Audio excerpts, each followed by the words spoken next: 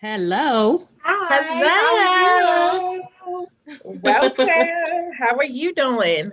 I'm good. Thanks for having me Oh, here with Thanks you for guys. coming on. yes. I was like, when you flashed on, I saw that profile pic with that gold dress girl showing all the body. Girl, That giving was so my much like body. picture with my awards. I was like trying to be real fancy. Yes. Yes. I love it. Well, Carly, thank you so much for taking the time out with us to be on the OOUU Pod. If you don't know, we stand for Overly Obsessed, Unsung, and Underground, where we embrace our unsung artists, our underground artists, unsigned, whatever you want to call it. But we just love music, all types of music. And we, first of all, were introduced to you by I don't Shannon Clark. Is that family? Oh, really? Yeah, she's Yes. my cousin. Yeah, so Yes. you like family to us because Cool. I yes. can't believe that. I'm gonna have to text Yes. Yes. And believe it or not, you are our first person from blues soul category. So that's even more amazing. So Oh, thank you. nice. Yes. Oh, Yes. that's okay. What an honor. All right. This is awesome. Yes, y'all. The UPA, we have the DC Queen of Blues with us. And Yes. we about to have some fun with her. Yes, because if you don't know, and if you haven't listened to the OOUU Pod recently, we always start off with a trivia game. And so this trivia game is called Ooh Blues. Ooh. So, so we have a few questions for you. Going to see if you know it or not. All you got to do is give us an answer. I'm going Okay. to start with number one. So, number one is Big Mama Thornton was a great singer, but which instrument did she play on stage? She played guitar. Yes. She was so bad. She was bad too, man. She was a badass. Yeah. So which king of the blues came from Texas?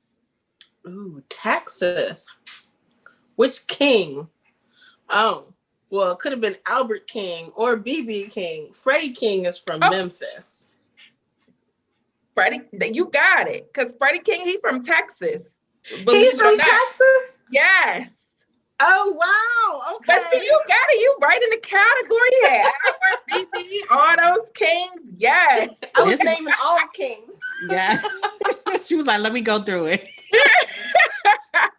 No, that's why you the queen. That's why That's why you are, because you know this stuff. All right, so number three. This one might be easy, but who sang the hit Hit the Road Jack? Oh, well, Ray Charles. Yes. My jam when I was a kid. Like, I Me was like, too. yeah, I was like, oh, woman, but the dream is so mean. But I like when the woman that tells me, she's like, you have no money and you ain't no good. Like, yeah, exactly. yes. Girl, I hear remnants of that a little bit, and she ain't what is it? She ain't me. Mm-hmm. Yes. Girl, Yes. tell them like it is, okay? She ain't me. I feel like I always have to explain myself with that song because people are like, were you a woman stealer or you were a home wrecker? And I'm like, no. So here's what happened. Mm-hmm. I'm into Zodiac. I don't mean to insult any Gemini. Y'all can't help it. The two people live inside of you, and one of you wants to do something, and the other of you wants to do another, and it annoys lots of people or breaks people's hearts. So this is a male Gemini I was talking to. We were kind of dating, and I had just gotten out of a serious relationship, so I was aware it wasn't like super duper serious, but I was like, hey, I like you, and I like hanging out with you, and he's like, yeah, and I was like, are you seeing anybody? And he was like, oh, well, there is this person in California, but it's not really anything. And we hung out so often, like I could tell he wasn't really spending time with anybody else. Mm-hmm. Well, one day I'm like, okay, maybe now I'm ready to start something, take the next step, Right. And he goes, oh, well, I'm getting married and I'm moving to California.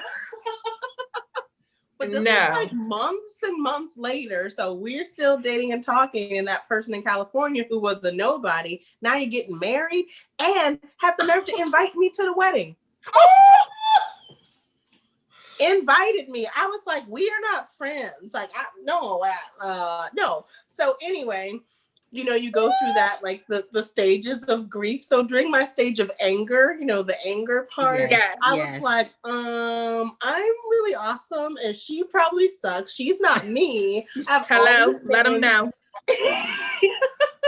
She's not me. That's ooh. Mm-hmm. So that's where that song came from. I'm like, she's like, there's a lot of reasons why you should leave her alone, but the best one is that she isn't me. Yes. Girl. And you know what? That is my favorite saying. She ain't me, because you know how we always sometimes think about, oh, if they with this person or if they're with this other person. But in my mind, what I always say is, she ain't me. She can't never be me. So have her. That's right. Ooh, that's a crazy story, right? I love that, Carly. Invite me to the wedding. Oh, that's the worst. Dang, man, that's unheard of to me. Wow. Oh wow. I don't even want to give her my Gemini story, but okay, look, okay, we can't. This is Gemini season now. Y'all can't be bashing Geminis or okay, Gemini all right. I mean, they sweet people, but the other part. You know, like, and every sign has, like, I think one of the most beloved signs is Pisces, because they're like, you know, chill, laid back. They're so cool. That's my and daughter. They're very passionate and loving. They have a dark side. Yeah, they do. Their dark side is that they're needy and it can be manipulative. You know what I mean? So while you're thinking, oh, they're cool, they're counting every single thing they're doing and waiting to hold it against you. So Gemini seem dark, you know, like, so at the forefront they seem dark, but on the light side of it, it could be like, I just slaved over this delicious dinner and I don't want any of it. I just want peanut butter and jelly. And that could be fine. But if you're talking about playing with somebody's heart because one of you wants that person and the other of you wants the other person, then those fighting words. I mean, they have little devils on their shoulders. There's two devils. There's not an angel and a devil. There's just two devils. Oh, she's speaking. Oh, she's speaking. Happy birthday, Gemini. Right. All of you. We almost there to Gemini season. Happy birthday. Yo, this was not in the plan. By the way, what is your sign? What is your sign, Carly? I am a Virgo. Oh, nice. We are also not very much liked, but that's because we insert ourselves because we want to be helpful, and nobody likes to know it all. And people are mad because we are right most of the time. Right. And that's only because we don't really talk about stuff unless we know about it. You know, like we won't say anything about stuff we don't know. And so people are like, just shut up, just stop being a know-it-all and get out of my business. So my former father-in-law gave me a book called like Little Virgo, and it's a book about Virgos for little children. And the very first page says, Little Virgo, sometimes you should think about if your friends want your advice. And I was like, yeah, we want to be helpful, but we're trying to give love the way we want to give love and not the way the person is going to receive it. So I get why they're annoyed with us, but you know, doesn't change us from being really smart. So I know you better rep your sign, Carly. Yes, that's right. Yes. What are you guys? So I'm a wonderful Cancer. So that's what I am. Love Cancer. You guys are great energy. Can be a little blunt, but it's all from love. And you're good cooks, most of you. Girl.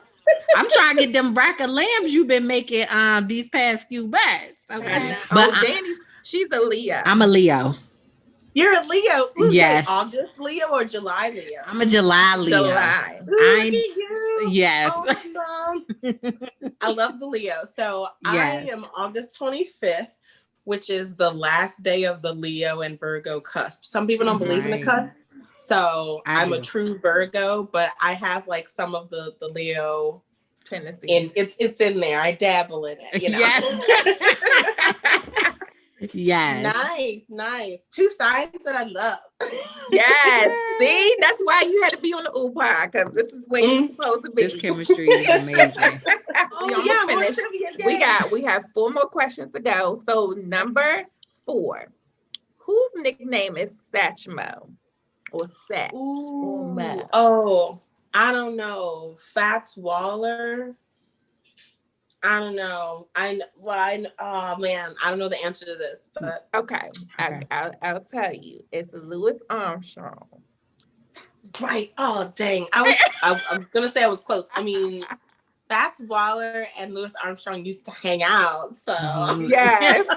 Kind of close. Kind of close. Singer's name is Eunice Kathleen Whalen. okay. Say that again. What singer?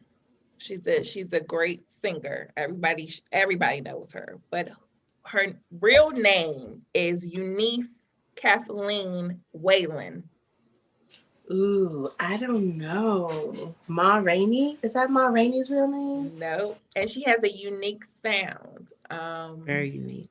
Very unique sound. Oh, Billie Holiday? In that I just category, made that up. Oh, oh man, this is recorded. All my friends are gonna be like, Cardi, you suck. Yeah, I ain't gonna edit this part out. Unique sound. Ooh, I don't know. I give you a One more hint. hint. It starts with an N. In? Oh, Nina Simone? Yes.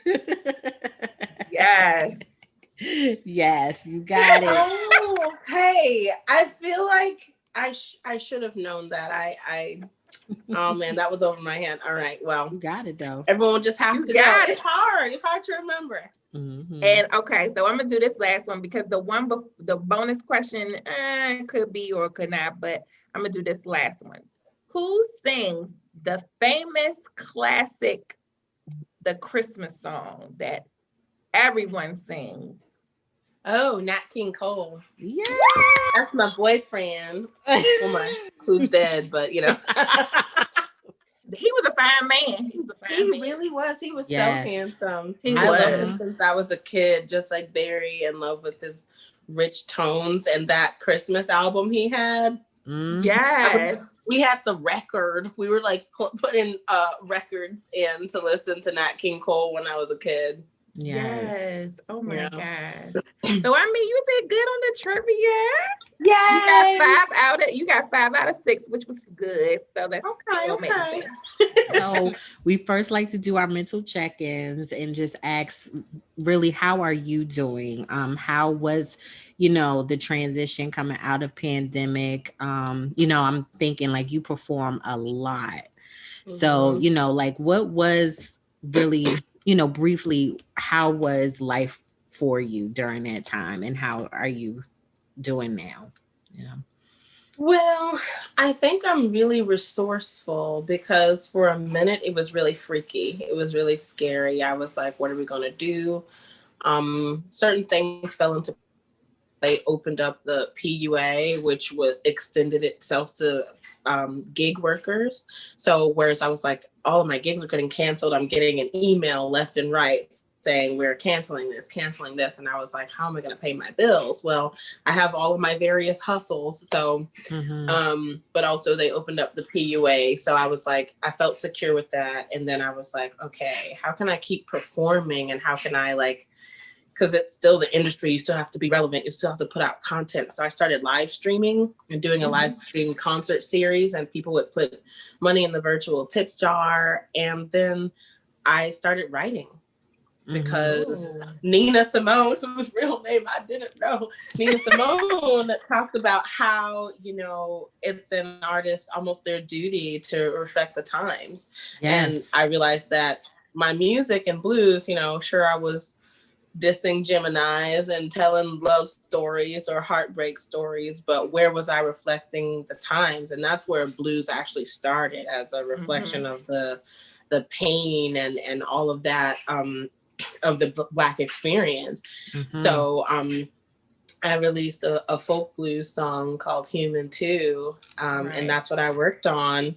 And that song kind of is like a visit through the eyes of my heritage, as it was like all of the issues were coming up. So it discusses the Black Lives Matter movement. It discusses the children at the border. It discusses Indigenous American,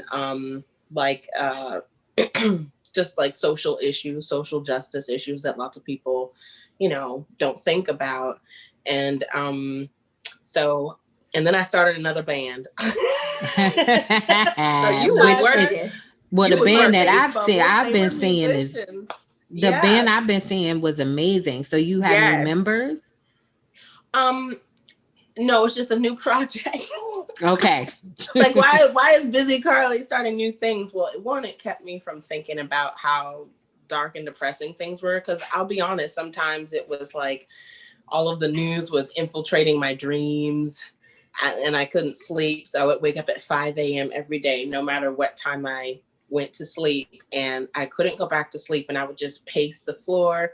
So being busy, starting a new project, writing music kept me busy. It kind of was a coping mechanism, you know, to not deal with, to kind of process the depression that I was feeling.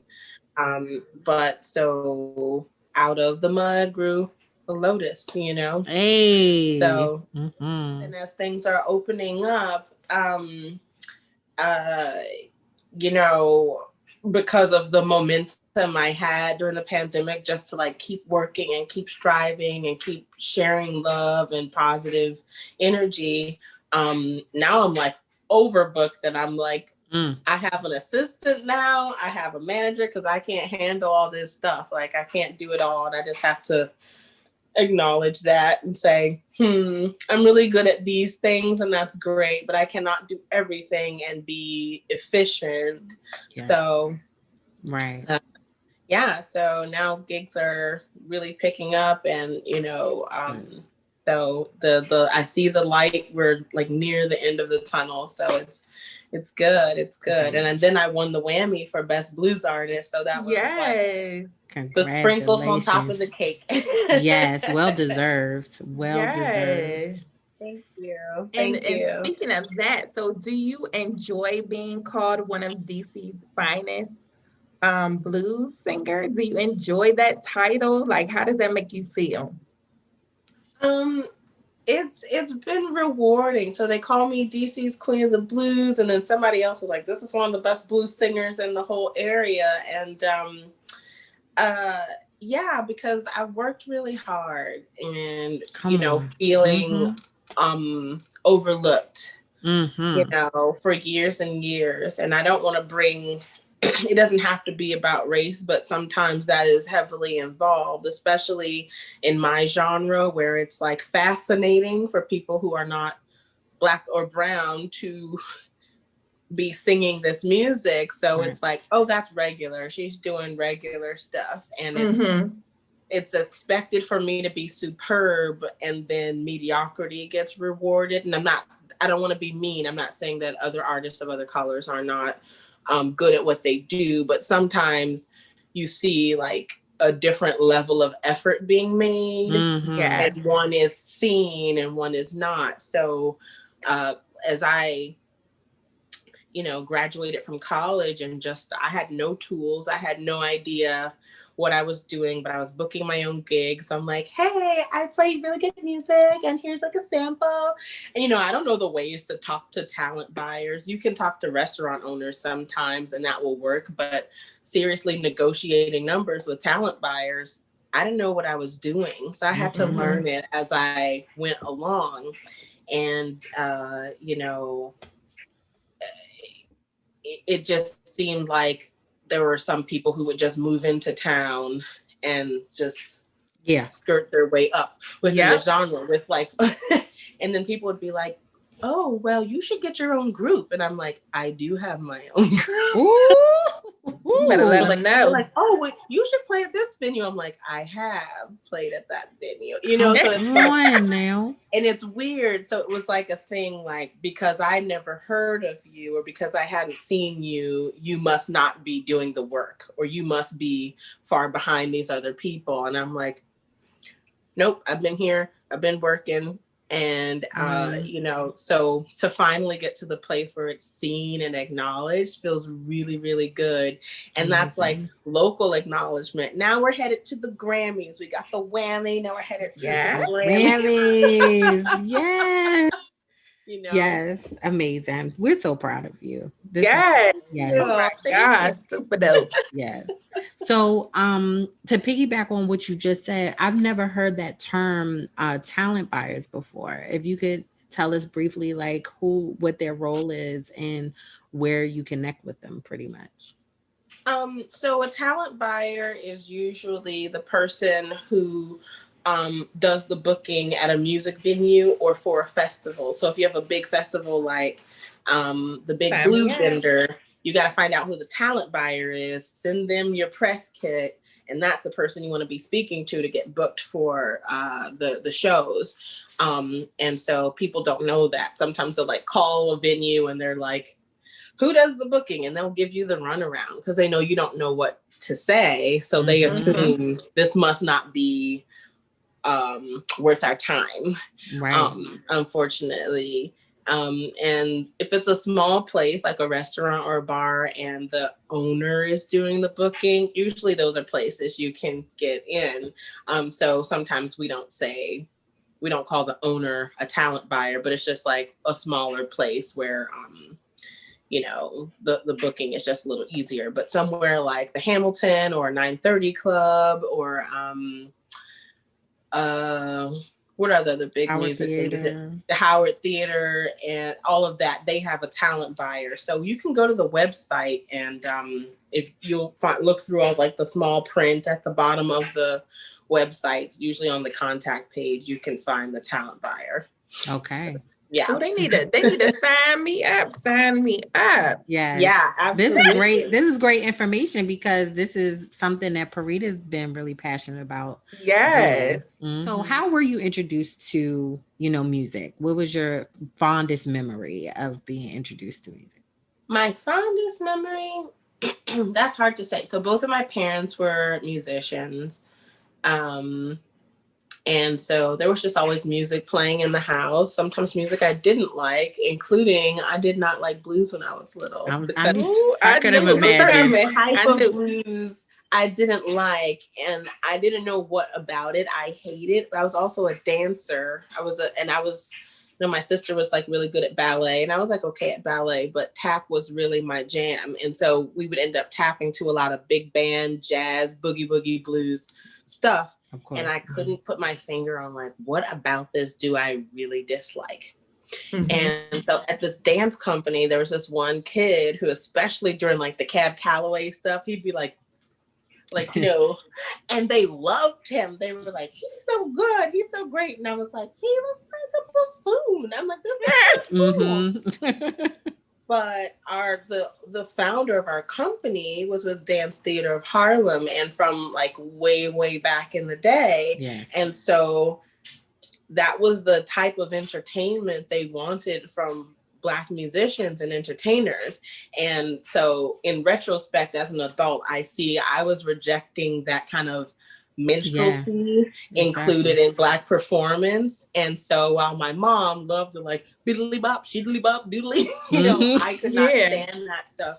So I decided I hate blues. I'm not going to sing blues. But my dad had really eccentric taste in music. So he was a funk bassist. So of course we heard Harvey, heard Tower of Power, but we also heard Santana and Celia Cruz, and we also heard Curtis Mayfield, and we also heard the Eagles, and we heard Led Zeppelin.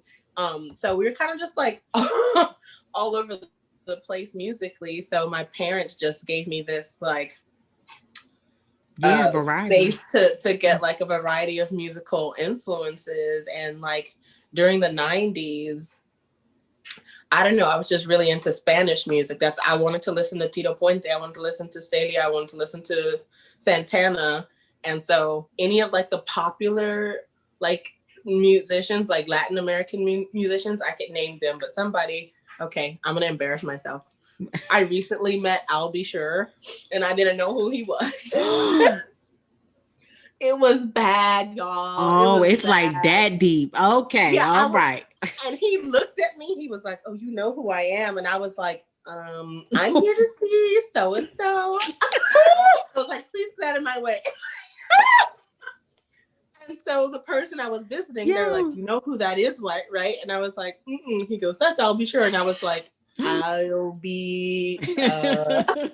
And so I looked him up and I wrote I'll be, like I'll like S like I'll be. And I was like, I can't find this person. Why are they acting? I told my sister, God. She was like, "You are so embarrassing." She was like, I should have been there. Anyway, so it runs deep because like I was just all over the place with music. And there's no way to like, you know, you can't do everything all at once. So right. Yeah. I missed out on a lot of the cool music in the 90s. So yeah. I was in a whole different world. Yes. And we love our 90s R&B. So dang, I wish I was there too. Oh my goodness. Oh my goodness. You guys would have been so happy. Like, I can't say who I was meeting with though, but that would have made y'all happy too. Okay. Like, we get to get an exclusive off air. Yes. Okay. Yeah. Off the record, I could tell you record. who I was meeting with. Yeah. So is music something that you always wanted to get into, or was there another lane that you were trying to go into, or another category? Well, I think I always wanted to sing, but like I said, I was a dancer before, and I thought, well, I can just do both. And I started out playing violin, and then I quit because my violin teacher, she was crazy. And then I taught myself to play piano, and then I was like, I want guitar lessons. And my dad was like, here, take this book and figure it out yourself. But I always said, like, as a kid, like, one time we were on our way to a dance competition, and it was in Orlando. So we were going to visit Disney World, and my sister was holding a bag of trash, and it had glass in it, and it cut her leg through till you could see the flesh. And dancers are very, very hardcore. We wrapped that up and we went. There was no like, oh, let's go get stitches and oh, she can't dance. We just wrapped it up. But I cried and I was like, I want to be a doctor so I can help my sister, and a singer too. Like in the middle of my tears, I was like, I want to be a doctor and a singer. And then I moved out of that phase, and I was like, I'm going to be a dancer and a singer. And then I was like, I'm going to be a fireman and a singer. Yeah. Oh, okay. But that singer was always there. It was always there, and nobody really knew, because until high school, I was a really shy person. Like, I wasn't really out there talkative like this. I was super introverted, and I would only sing for myself. So I wouldn't sing out so other people could hear. So they were like, oh, Carly wants to be a singer? Okay. You know, they're like, all right, well, you'll grow out of that just like you grow out of all the other things. But singing stayed with me. I wanted to do that, and everybody's looping and stuff like that. But my dad got me this keyboard with like a tape cassette that you could record on. And then we had a boom box that you could press record on. It had an external microphone. So I would loop myself and then harmonize with myself and then play it back and write songs. So that's amazing. I was ahead of the times. Yes, you were. Technology. Dang. And I wish I was thinking about stuff like that. No, but that's beautiful that, you know, I mean, let alone, yes, your parents were musicians, but they really gave you those resources to pursue your dreams. Like, that's awesome. What makes you different than, say, some other blue and soul singers that, you know, are out here today? What makes you really, really special? Ooh, that's a hard question. It is challenging for me to be like, well, I'm really great because Well, I think I have a really distinct tone, and I do have a number of influences outside of blues, right? So some people, either you're outside of the culture, so you're studying certain artists to mimic what they do. Mm-hmm. And so those people end up sounding like that person that they're influenced by. But like I said, you know, I grew up listening to so many different things, Spanish artists, Native American music, and also like I love Carole King, I love Fleetwood Mac, and when I was teaching myself to play piano, that's the music I was singing. So I would sing Carole King and then turn around and sing Aretha Franklin. So I have these different influences in like the nuances of my voice. So sometimes you hear a little Janis Joplin, sometimes you hear a little Ella, sometimes you hear a little Susan Tedeschi, sometimes you hear a little Nina Simone. It just depends on what I'm singing and what I'm doing, but it's all like my interpretation with those influences in me. So I think that it's kind of like, well, Christina Aguilera is an artist who you could tell is influenced by blues, but definitely a pop voice. So I think that I have like blues influence, but not necessarily moving into pop, you know, kind of thing. Right. So NPR Tiny Desk. Yeah. So I thought about it. People were like, you should apply for the Tiny Desk contest. But at that time, I was just like so tired of feeling let down and looked over by so many opportunities I had pursued. So I was like, I don't think I'm going to do it. And, you know, like, why pursue it just to feel that heartbreaking feeling of like being let down. And my dad started coming to me in my dreams. And my dad passed away when I was 21. Oh, okay. And so whenever I write a song and the bass line comes to me, I feel my dad with me, you know. But so he starts coming into my dreams and he's like, your song is really boring and you need to fix it. And I was like, I really don't want to revisit these chapters. I'm done with this song. I don't want to do it. And he like kept coming every night for a whole 2 weeks. And I'm telling you, I'm like having a spiritual fight with my dad. He's like, you could put hits here. And why don't you extend this? Why is it 12 bars? It should be 16 bars. This song should actually be funk. And I was like, I don't want to do it. I'm like waking up in the middle of the night. Luckily, I didn't live with anybody who could be like, Harvey, you crazy. Because I swear I would wake up and I'd be like, I'm not doing that. But then I would just like get on the keys and start fiddling around. So eventually I give in. I change the song. I put in the hits. I make the little funky stuff happen, everything he says to do. So I can say it's my favorite song because I wrote it with my dad, with the spirit of my dad. Oh my God, so don't make me cry. I wish I could give him writing credit. Phew. That's amazing. Yes. It was a really cool experience. And because that happened, I was like, okay, well, now that I've done all this work, I had a rehearsal with my band and I was like, let me teach you guys how this song goes. Cause this is how it is. And I was like, this is the song I should apply for a Tiny Desk contest with, because it just came up all at the same time. And then the pandemic hit. So that was one of the last things I did with my band before we were all quarantined. Okay. Yeah. Wow. Yeah. I don't know if it's one of your most watched videos, but yeah, it's going to be one of mine. Right. It's that vicious. Yes. Right. I love that song.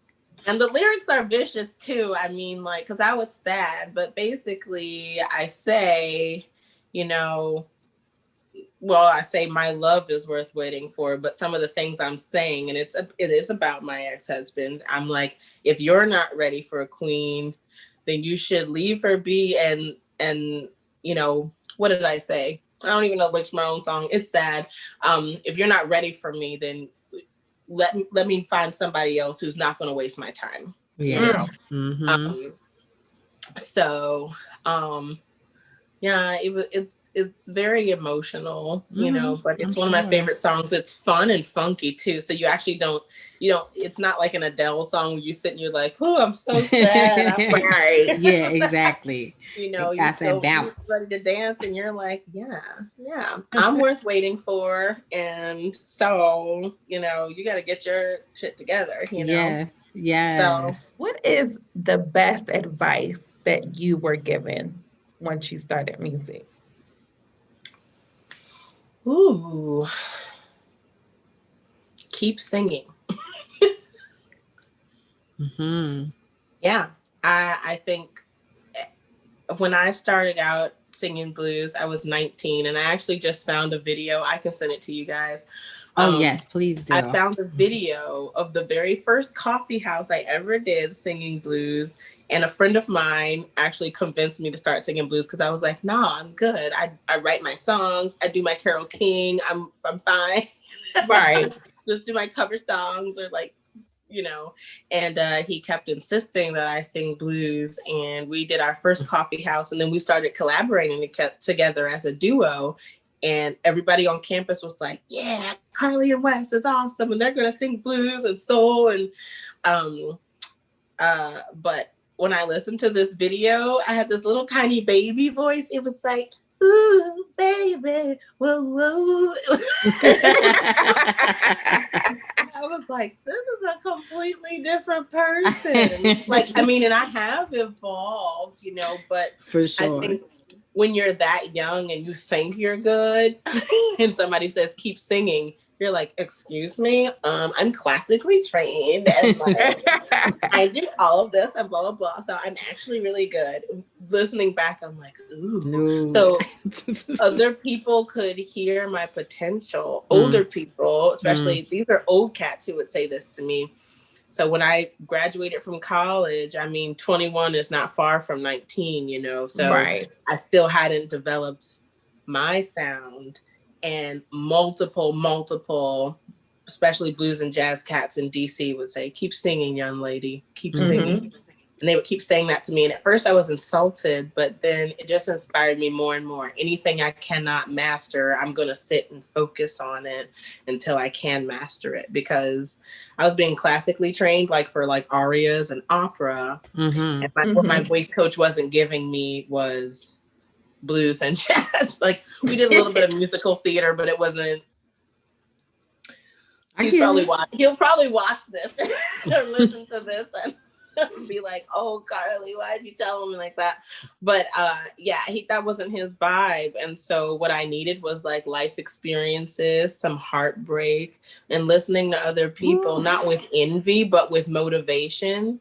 So when I would hear someone that's like, ooh, how do they do that? And then I would just sit and do it over and over and over and over and over again until I could master it. And so that was actually the best advice I got. I can't even pin down who those people are, but I want to say at least 7 times, if not more, an older person in blues and jazz looked at me and said, keep singing. And yeah. Oh, I just think of you like a little baby tree, just kept growing and growing and growing. And because even when you said keep singing, it kind of hit me in the heart a little bit, like, who the heck do you think you're talking to? But it takes maturity for you to really understand and get it. Yeah. So what is some advice you would actually give someone who was in that position, up and coming or inspiring singer or musician? What is some advice you would give? Ooh,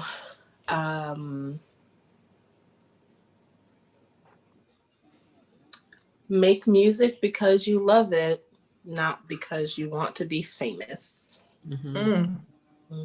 Yes. Because people end up putting their artistry, the way they write, in a box because they see the box, right? And they're like, this is the box that you put yourself in to get famous, to get this, to get these accolades. And honestly, the most success you get is when you are completely authentically yourself. When you're doing it because you love it, because you're free, your energy and your vibes are free to receive from God, the universe, the great spirit, whoever you call him. when you're all blocked up with like the desperation, I need to be famous, I need to get this, I need to win this award, you're actually blocking all those things from flowing to you. So when Which you can release happen your easily. Which can happen very easily. Yeah. yeah. So if you release your attachment to those things, they all flow to you because you can just be your authentic self. So if you're a little bit quirky and your album might have country and blues and rock on it, you know, then do that. Don't say, oh, I need to write a country album because that's what's great these days. No, do what's you, and the right people are going to gravitate toward that, and they're going to feel free to gravitate toward it because your vibration portals are open and free, you know. Yes, Oh I my received gosh. that. Yes. All right, okay, so when we gonna And have I just want to say thank you to those people who told her to keep on singing, told Carly keep singing, because yes, we need that. yes, we're truly blessed. So so I want to say this. So are you going to be doing another like performance anytime soon? Do we have dates? Yes, she's getting ready to be with the summit, the DC summit, right? Oh, So I'm doing the DC tell us Music about Summit, that. which is this weekend actually. And so, well, because it's virtual, you can log on and see the performances, but I'll be on around 3:30, I think, on Saturday. And then I have another show on Saturday night. It's a solo show. Both of these performances are solo performances. Saturday night, I'll be at the Italian Cafe. So that would be Saturday the 22nd. Okay. And I'll be there at 6:30 until 7:30. And I have a good amount of dates coming up with my band project, my blues project, Kiss and Ride. And then I have a new project called the Carly Harvey Experience. And that is really cool. So we still do blues, we still do jazz, we still do soul, but more on the jazz soul end of things. And then also my fun arrangements of pop songs. So we've got a jazzy arrangement of Tainted Love. We have a jazzy arrangement of Criminal by Fiona Apple. I have a jazzy arrangement of Crazy by Gnarls Barkley. So it's like my version of postmodern jukebox, you know, how they like yes. Oh my God, I love that. So is this going to be a tour or just local? It's not necessarily going to be a tour. We just have dates all over the place. I will be up in Vermont in July 4th weekend. I'll be doing a blues festival in Vermont in Burlington, I believe. But I can pull up my dates right now and tell you what I'm doing because I'm like the old lady in a shoe. I told you my assistant is putting these things here and there. And I just look and I'm like, oh yeah, I'm doing that. Yeah, that's where I was getting at. I'm like, so when are you coming to New York? Just tell me that. Like, okay, so wait a minute. So I don't have any dates in New York yet, but what you guys missed is I did an evening with Adele and Amy. And so it was an Amy Winehouse and Adele tribute. And I did it with my band, the Carly Harvey Experience. And it was so well received. So we're pitching it to venues in Richmond, New York, Philly. So hopefully we will tour that show. You will. Yes, you will. And we'll get up there. So when's I'm doing the Columbia Pike Blues Festival June 19th with a duo.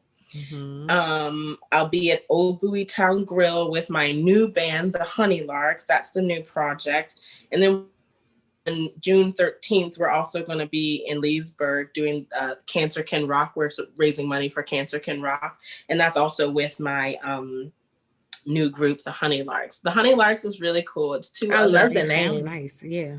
Yeah, well, I sort of came up with the name. I mean, we all did, but like we were like trying to come up with like sexy blues names. Like, you know, they have like my Mojo Man or my, you know, Backdoor Man or Honey Drippers. They have all those terms, right? So I was like, we need to be something like honey, you know, like something sweet like honey. We were like, honey doves, honey love, honey, whatever. And then one of the ladies was like, you know, we need to be some sort of bird because we harmonize together. We're like, yes.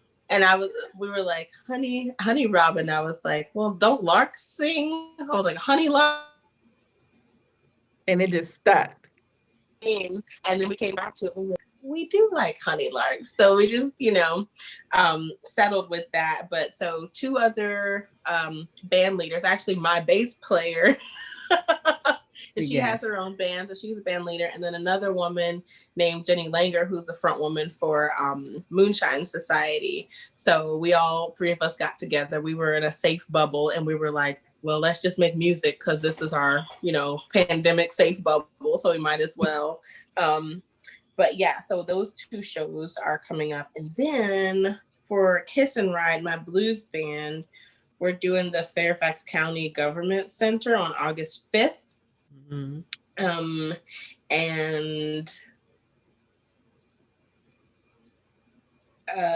then other stuff is jumbled around, so I don't know. Oh, I'm doing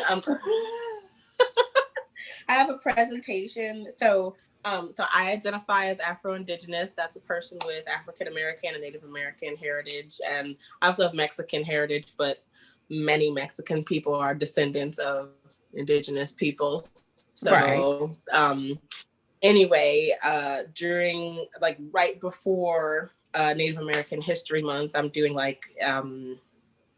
kind of like a presentation, doing some traditional music, and then also some of my own stuff that I do, just to fuse it together. And also this year I started fusing traditional music with Native music. I call it a native scat. So I'll kind of do a jazz scat, and then it'll kind of morph into a vocable chant, and then it kind of morphs right back out into jazz. So it's kind of cool that I'm including some of that. So that performance is going to be October 8th. Okay. All right. Yes. But all the dates are on my website, or they should be anyway, carlyharvey.com. Yes. Excited. Well, we have to try to find some time to get to one of those shows. So definitely, I got to work on that. Thank you. And if you know of any venues in New York, I think my July is pretty open, and I would like to go up north to get away from the cicadas and all the humidity. So the further north, the better. Okay. Yes, I definitely do. So we'll definitely chat about that. For sure. I'll see you at some venues. So who are you? Who's on your playlist, Carly? Who are you listening to these days? Okay. I'm listening to Anderson .Paak. Of course. It's so cute. But also he's a great singer. So I really love his vibe and his style. I'm also listening to the Teskey Brothers. Ooh. They are from Australia, and they do blues and soul, and you can tell who they're influenced by. And I know we talked about, some colorism within the, genre itself. But so there's a difference the way the Brits and the Australians do it. It's more like they studied it, and it's like an homage, and what comes out is pure authenticity. And the lead singer has this crazy voice. You can tell he listened to Otis Redding. You could tell he listened to some Ray Charles. You could tell all these influences in his voice. But and they have this I don't know how to explain it, but it's they've got horns like the Dap Kings, but soul like Al Green. It's so good. It's so good. Okay, so I'm checking them out. I'm super into them. Love them. They're all taken, which sucks. But I'm please bring me to Australia. She honestly, they need to be on my record. They need to be on the new record. Yes. But yeah, so that's who basically I'm listening to now. And I really love EDM. And I have this, we haven't talked about, I have an EDM project with a producer in Italy. Oh, really? You better go ahead, Carly. You got some stuff coming up. it's so Yeah, different from blues and jazz, you know, it like it's so is. different from what I normally do. But I always have a love for EDM, especially because, you know, when I was in middle school and dubbing my voice and harmonizing, like I was I was doing that thing, you know. So I really like that. So um a EDM artist I really like, his name is Galimatias and he's from Denmark. Okay. And he's really cool. And he paired up with a singer named Alina Baraz. And what she did to get like to collaborate with him was she just got on SoundCloud and started singing her original songs over his like produced instrumental tracks. But that's funny. And We know Elena though. We know her sound.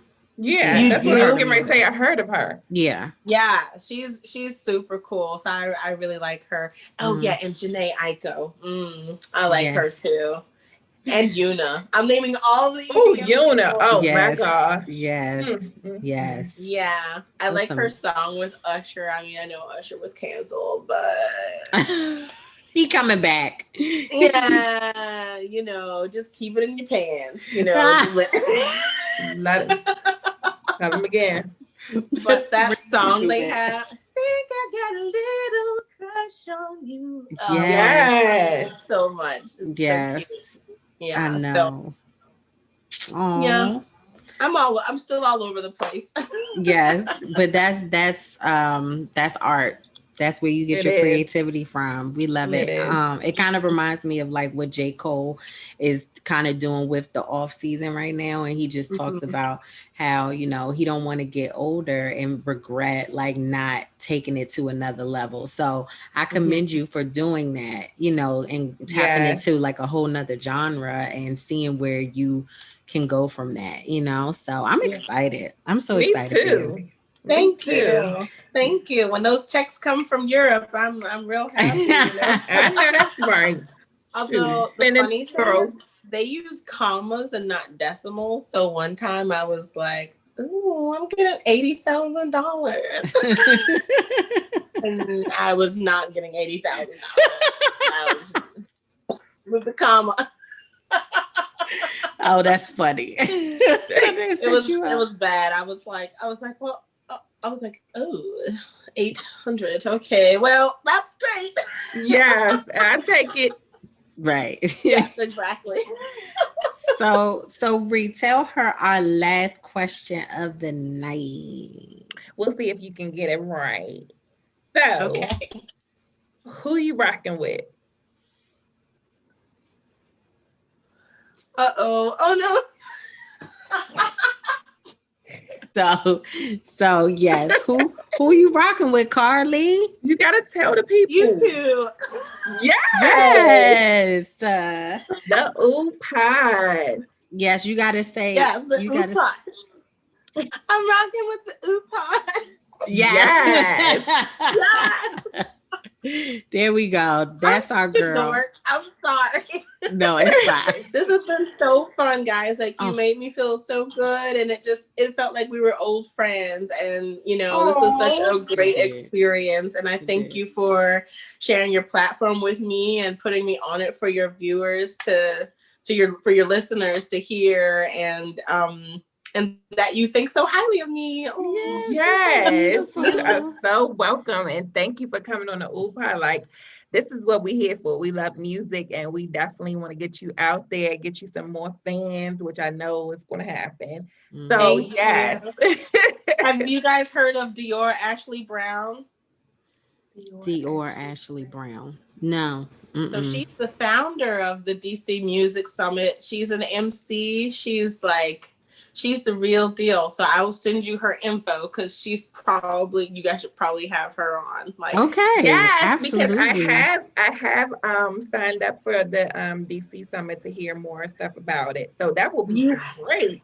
that's awesome. Yes, they're gonna have like industry professionals talk Yes, about I like, saw you that. know, licensing your music, how to not get, you know, scammed, because there's so many scams out here that are like basically you'll sign away all of your rights to your song. So just Mm. understanding exclusivity clauses and, you know, how to really thrive as an independent artist and not be owned by anybody. So Right. Okay. it's like Oh, that would be amazing. It's super good. And yeah, Carolyn Malachi, who's a Grammy winner. I love her. Yes. She's gonna be the keynote speaker. So Oh, I think yes.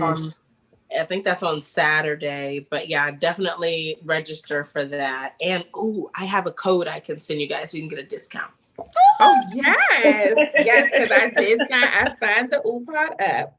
So I just gotta definitely look on there and then get the information for it. So Okay. that would be great to get her info. Thanks, Carly. You're Yes. welcome. We All right, I appreciate already love you both. So. I love you too. I was like waiting. I was waiting to say it. I was like, I love you too. Yay! Alrighty. Alrighty. Bye, Carly. Have a good week. Have a good night. See you. Bye-bye.